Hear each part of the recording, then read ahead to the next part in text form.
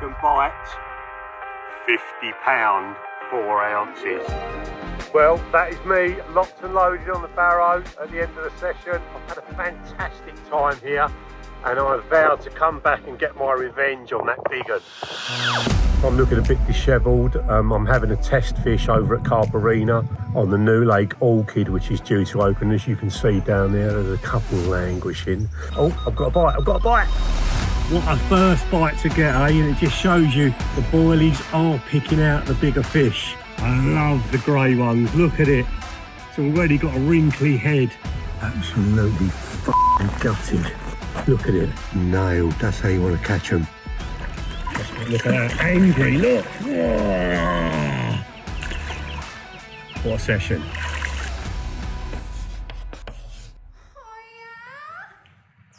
Well, ladies and gents, how about that for a start to the session? Look at that. That is a very, very big miracle.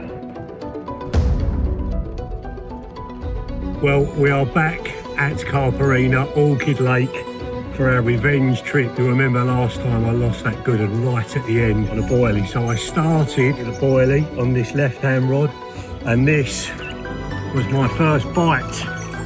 Look at that, 44 1/4. What a first bite to get, eh? And it just shows you the boilies are picking out the bigger fish. Absolutely awesome creature. He's got a little tiny lump just in the middle of his lateral line there, so I think we're going to call it lumpy. And the shape of the fish befits that name as well. So let's show you the other side quickly before he goes. What a creature this is, look at this. Yeah man, that is my sort of carp. Look at that. That'll be a 50 or even a 60 pounder one day, I'm sure. Right, let's give it a little kissy. Mwah. Thank you, Lumpy. It's nice to meet you, and I'll see you when you are bigger. Get in there, and we've got another 40 pounder to show you. Second bite of the trip, another 40 pounder, 41 1/4 this guy. And this one we're going to name something special. Unfortunately, a good friend of Corda, a guy called Simon Peake, who has made all of our leg clips, all of the rubber connectors, all of the plastic hook baits, sadly passed away a couple of weeks ago, but he was remembered with fondness, and you couldn't get another person in to the service because he was so popular. So Simon, this is for you. I'm going to call this one Simon's Mirror. Oh, look at that. I'm sure you would have loved to have come here and caught them as well. So this one will live on with you, mate. Look at that. What a creature. Right, let's give you a little kissy. Off you go.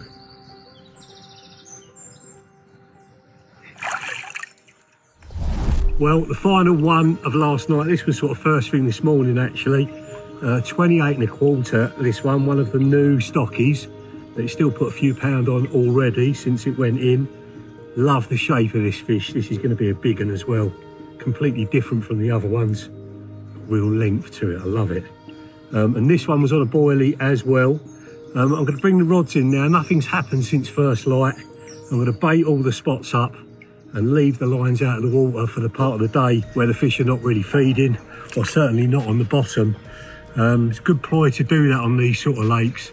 Most people have got bowstring tight lines out 24 hours a day, and they wonder why they catch a few at the start and then it all goes quiet. So, you know, take the rods out. I'm going to go and see the boys over there. I borrowed a catapult off one of them, so I owe them a couple of beers. Yeah, putting bait in and not fishing is still fishing. I'll be casting back out again about 5 o'clock. We'll see how tonight goes. If I don't get much tonight, I should be moving over to that corner where the wind's blowing tomorrow. But for now, I'll give you one last look at that lovely 28 pounder. Mwah. Off you go to get bigger. So, night number 2. We've got 2 rods off to the right where I had 2 bites last night. I had 1 rod there last night, so I put 2 over there now. There's basically a little row of H blocks over there, which is 16 wraps out from the swim next door. That the bailiff here at Taos has been, I don't know if you can see that H block in the middle of the shop. He's been baiting that area, and quite a lot of fish showed around those H blocks on dark last night. And like I say, it produced 2 fish, so I've doubled up on that and put a fair bit of bait out in the boat. Just sculled over there very carefully, just 1 oar. Be careful not to go over the top of the spot, just put the float out at 16 wraps.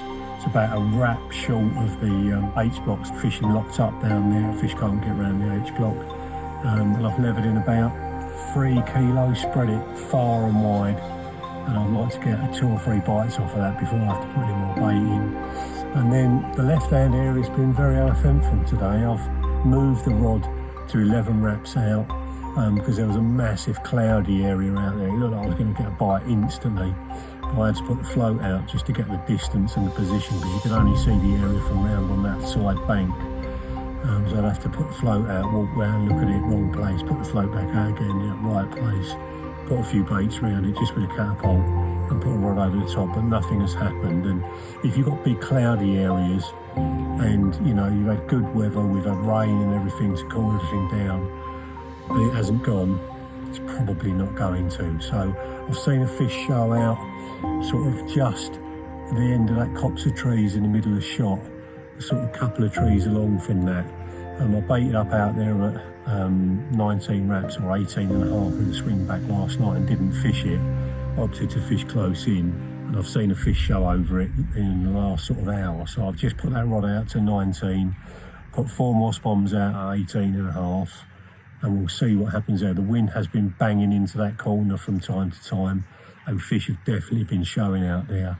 It's no surprise the swim dead opposite that's had the wind for bits of today. I've had it in my face as well. There's no pressure over there. The wind has been blowing over there every now and again. The fish have moved over there, it seems like. So if there are not many bites tonight, that will be the place I'll move to. If I get a load of action and I've had another night of almost no sleep, then I'll be staying here. Morning, ladies and gents. Well, I've been dooming because nothing happened all night and it has gone crazy. Just put a 25 pounder back, which I should have shown you, I apologise. And I've got a real good one in that net. And then I've got another one in there. Nice plump 30 pounder. And with this weather, you can see much cooler this morning, overcast skies, perfect carpy conditions, and they've carried on feeding during the day. Well, it was a long old night, not a single bite in the dark. I moved this rod back from long range back to around the corner there up against the margin, and this roared off in the morning, and what a carp it is. I know I keep saying it, but check this out. Look at that. Yeah, man. An awesome creature. 37 pounds. Absolutely gorgeous. And the old peachy belly, I noticed as soon as it went in the net, we're going to call this guy the Peach. Let's just show him the other side. All right, mate, all right, calm down. When you're dealing with them in the water, if you just keep your hand over their snout, it's much harder for them to get away. And then you can turn around in the water like that. Let's show you the other side. Look at that. 15mm cell boilie, just drilled out of about 6 or 7mm of 6mm cork in the top, so it doesn't float, but it just sits around the same way every time. So it is in effect a bottom bait. 5 inches of 20-pound boom. This time I'm using size 4 wide gate Kamakuras, and obviously that all-important shot on the hook. Look at that, what a creature. Mwah. See you later, Peaches. What a carp.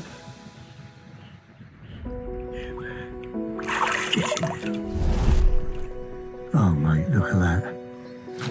Really nice chunky 30 pounder that. Another completely different shaped fish. This one 34 1/4, and it came almost on the drop. I hadn't even got the bobbin on. That was on the right hand area and it was away. It was absolutely nailed. I caught another one about 25 pound on that area as well. I should have landed more really, I had 2 or 3 aborted takes off that area, and last night, just turning around while I'm talking so you can see the other side. So yesterday evening I put in probably 4 kilos of bait. Nothing happened all night, and this morning they were on me big time. Even though the wind's blowing in the opposite direction, quite a few fish had stayed here. So now the rods are out of the water, I'm going to rest the area for 5 or 6 hours, put out another probably 3 kilos of bait, and then just drop the rigs back onto it, you know, probably 6, 7 o'clock, something like that. Let's just show you the other side. Yeah, absolutely awesome, awesome creature. So that's the game plan. Don't be afraid to rest your area if there are no bites coming. I'm sure if I wang zigs out in the middle, probably 9-foot zigs or 8-foot zigs in this weather in 10 foot of water, I'd probably get bites. But to be honest with you, I just can't be bothered to re-rig it all. A good morning or a good night's action is enough for me. When you're catching them like this, you know, I'm more than happy. So give you a little kiss. Thank you, my darling. Don't know what we're going to call you. I'll think about it later. That's wicked. Excellent. Well, good morning. How about that for a stunning morning? Not fantastic carp fishing weather, that's for damn sure, but beautiful, beautiful morning to be out. Just one fish down there in the sling from last night, 34 common, really, really nice carp. There's a story to that one as well, so when I show you the fish, I'll tell you how I caught him. But for now, you just revel in that amazing view.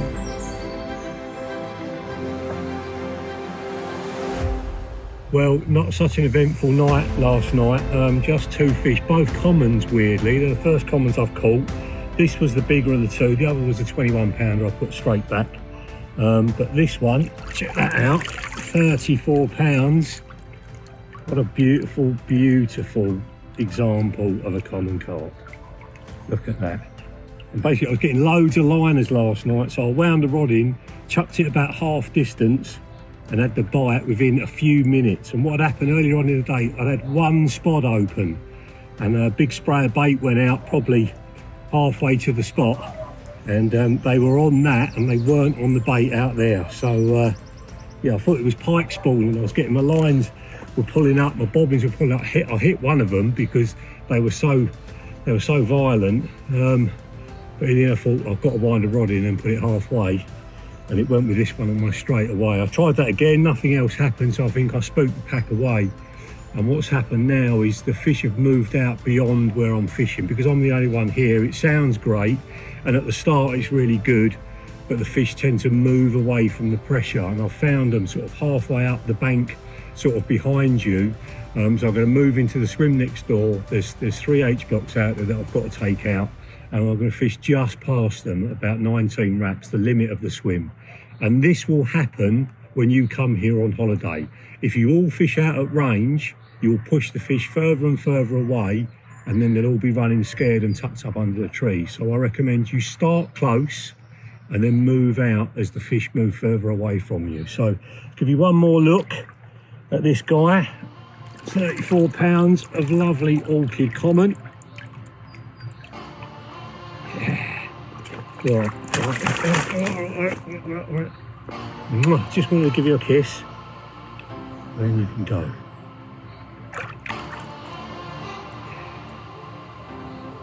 Right, it's time to move. So dead ahead was the old swim 4. We are now in swim 3. Let's just show you where we're fishing. Took a little while to get sorted, but a new swim always refreshes the enthusiasm. So I go down to the rods.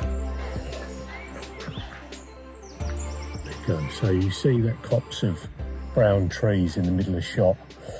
Basically the right hand tallest one, the float was in the very middle of that tree on the pinnacle. Left hand rod is as the tree goes down, sort of the middle of the copse, that sort of U in the middle of the copse. That's the left hand rod on that spot, and then the right hand rod is skimming the right hand side of the tree. So I can easily see that in the dark. They're out at 19. I've basically put the float out, gone round to that side bank and throwing sticks and catapulted boilies out. From there, put about 2 kilos out, something like that. And then the left hand rod is on the same spot I was fishing from the other swim. So dead ahead now, there's a slightly taller tree, and just to the left of it, there's the swim with the life buoy in the back of it. So it's just 15 2/3 out there, just throwing stick boilies out there. So when I collected the H blocks that were out there, I just did it with one oar and just sculled around, you know, didn't make any noise at all, didn't bang the oar on the boat, didn't bang the legs on the side of the boat as I'm pulling the H blocks up. The boat is now next door, down there out of the way. Yeah, so I chose not to bait up with the boat. I didn't want to go towards where the fish are, so they were beyond me. They were like 23, 24 wraps. But we've got this little bit of breeze coming in from time to time, and a couple have started to show just off the back of me already. So I put a lot of bait round the float, but I put a fair bit behind it, and the last few pouchfuls just went further and further behind, just one little pouchful just leading it back. So that's us all sorted. 1 fish slack, 2 fished, well, they're not tight, but they're tighter. So basically what I do is I let the fluorocarbon, this is 15-pound contour, I let it sink for a good few minutes, and then tighten up. And with those really, really light stows on there, they're just hanging on the line. So it's not a traditional tight line, but with so much scum around and that much line out, I was just worried that he was going to get pulled sort of into a big bow. Fortunately, left hand rod, there's less scum, and so I can fish it as I normally do, super slack. So that is the approach for tonight. We'll see what happens.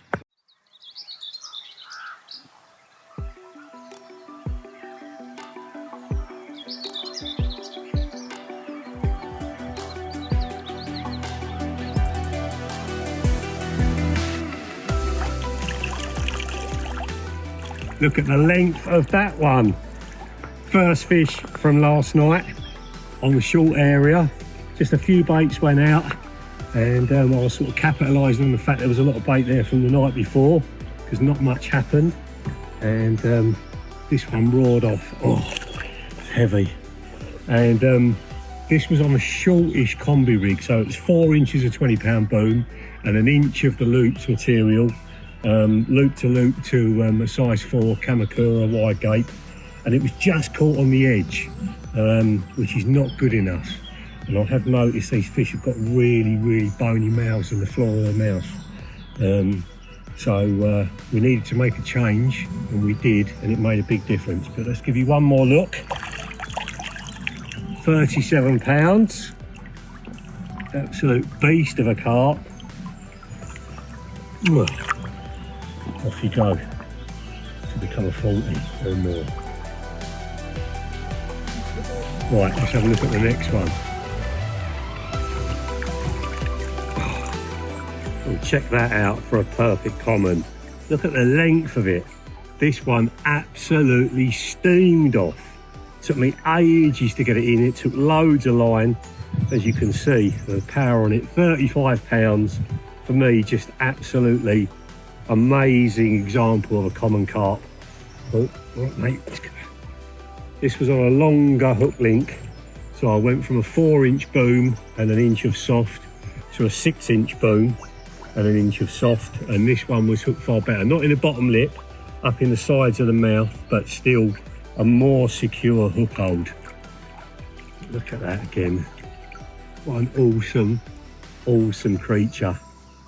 And we've got an even bigger mirror to show you. This one's very recognisable because he's got a crazy dent in the top of his head. So we'll know him when he's 45 and bigger. There he is, look at that. What a creature.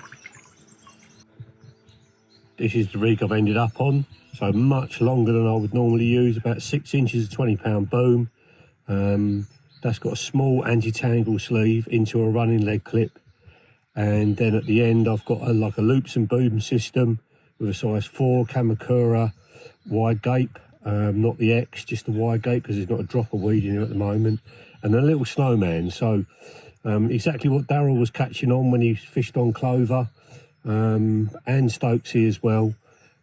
Just a little Norton special. This is a pink squid wafter, just under half of one of those on top of a 15mm cell bottom bait, just with the top trimmed off it. No shot on the hook, and although the hook holds have been poor, I've been landing the fish, and it does seem to be that you need a bit more movement in the rigs. I think the reason for it is twofold. One, the bottom of their mouth is so hard, and where my rigs end up hooking is just like granite, and that is why I'm getting some aborted takes and why I've hook pulled on one fish. Obviously I've caught a lot of fish on that rig, so if the rig goes in far enough, it hooks them brilliantly. And this one is up in the sides of the mouth and in the scissors, all over the place, but it's avoiding that bottom lip area, which is so hard, and it is nailing them. So that's probably what I would start on next time I came here. I would definitely try and invest back in the shot on the hook, because the hook holds are so good with it when you can get it to work. But just a simple snowman like that on a combi rig is going to catch you a lot of carp on this lake. So this is another bite on the longer combi rig, and the big lesson learned from this trip is that the floor of their mouth, where their bottom lip is so hard. And my rigs, because they hook the fish there, because they're short and I'm using the shot on the hook, this is why I've had problems with aborted takes. And I've had one fish, a lovely 38-12 scaly. I weighed it because we want to see how much they've grown. But it pulled out of there and it caught in the flank. It was a hell of a battle. I was gutted because it was such a lovely carp. So since then, I've gone on to much longer rigs, so about 7 inches altogether. And whilst the hooks have been everywhere in the mouth, I've landed the next 4. So obviously this one is leading me a merry dance. Looks like a good fish, this. And at the moment it's still on, so it'll be very interesting to see where the hook is when we get him in. I've got tubing on now. I was fishing just a short length of lead core. It's another thing lots of people do wrong. They use too much of the anti-tangle system. I only use about 30-40 centimetres maximum. You want to get off of that and onto the line as quickly as you can, because the line is much less visible. But because I'm casting longer combi rigs in the dark, I've gone back to the old faithful dark matter tubing because it's thicker, so there's less risk of a tangle. And obviously these ones have all been recast in the dark, and I've had the bites, all the bites on the close-in area. And this is the first one on that longer area that I baited up yesterday, since yesterday evening. You can see up on the top there, right opposite that swim. So if we darted in, I'd be in trouble. I'll be right off on the tension, just keeping the rod just slightly bent. And what they tend to do is just swim away from the snag. Right, away from that swim now, but these are 12-foot 4-pound Kaizen Platinums. Not really the one for a lake as small as this, so I'm having to be careful. So I'm just going to ease off the pressure now and just take my time. I just want to see what it is really after putting up such a battle. I would imagine it's a long bionic common. Just drifting round. If he gets much further around in front of me, I'll do the same as I've been doing in the dark, and I'll drop that other rod off the rest. And just to keep the line out of the way. It's right up on the top though, to be fair. I don't think I'm going to get a problem. Quite a depth underneath the swims here, probably at least 6 foot. So with that other line reasonably tight, I'll keep him low in the water. I should be able to play it underneath that line. We'll see what happens. I really didn't expect to bite. This is the first bite I've had in the middle of the day. And ironically, at the start of the last session, it is a common. I hate being right all the time. Not a massive one, but it's obviously a violent one. Yeah, it's funny how that right-hand margin is what's done me the daytime bite both days, and this little bit of wind has definitely helped, I think. When there's no wind and the sun's out, they're up in the upper layers. But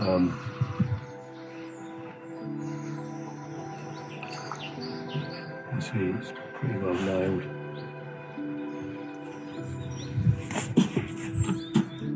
Oh, how about that as a pike right behind it? Tick for you, mate. Spook the pike off and spout it away, that was mental.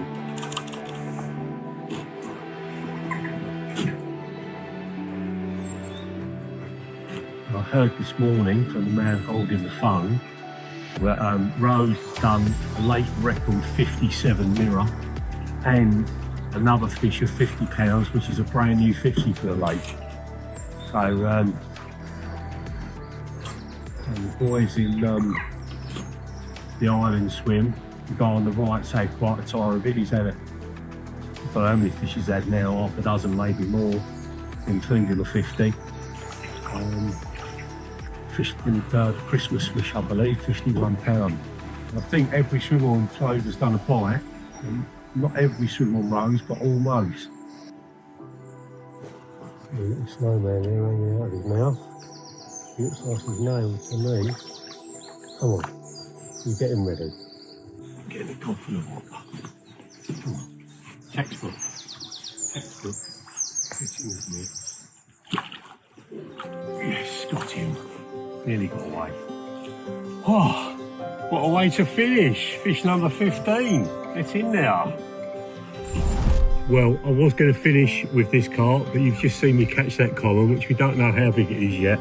But check this out for what I think is the perfect miracle. Look at that. I love the grey ones. Look at it. It's already got a wrinkly head. He's just wicked, 42 pounds. Look at that. Off you go. Yeah, man. What a carp that is. Chuffed to bits with this one. And another one on that close-in area. Hardly any extra bait, and I'm sure these fish are turning up on old bait. So I baited heavily a couple of days ago. Didn't catch very much that night when I baited heavily with the spom. But last night they turned up on it, and this was the third of full fish from it. Look at that, what a creature. Yeah, man, what a lake this is turning out to be. Thank you very much, my darling. We're going to call you Plodder after that big one that I would have loved to have caught from Toll Pits. Off you go, looking massive. Get in there. So that amazing 40 pounder was going to be the last one, but now you've seen me play this guy, he has to be the final fish. And it is definitely a he. He's rough to the touch, which is very typical of males. Great big fins. You saw how well he fought. Look at that, another 30 pounder. Absolutely awesome. If I was fishing in England, one of these in a session, I'd be happy.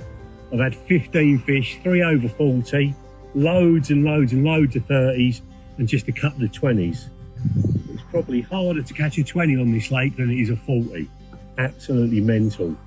And, you know, if you follow the stuff I've talked about, boilie fishing, longer hook links, running rigs if it's not weedy, nice sharp hooks like kamakuras, and keeping close to your swim, fishing as short as you possibly can, giving the fish as much room behind you, between you and the guy opposite, to move around unhindered, so they can just sit there and be happy, and when they want to feed, they come on to you.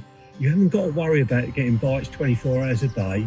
You know, when it's been hot like this, you know, this is rare to get a bite like this, but when it's been hot and they've been on the surface, I've tried zigs and they haven't worked. The water was pretty clear, it was flat calm, and I think they could see everything. So I'll give you one last look at this amazing Carp Arena Orchid Common. We'll and say thank you very much for watching, and we'll see you on the bank sometime. Give you a little kiss here, there, you boy. Yeah. Look at that, angry, look. What a session.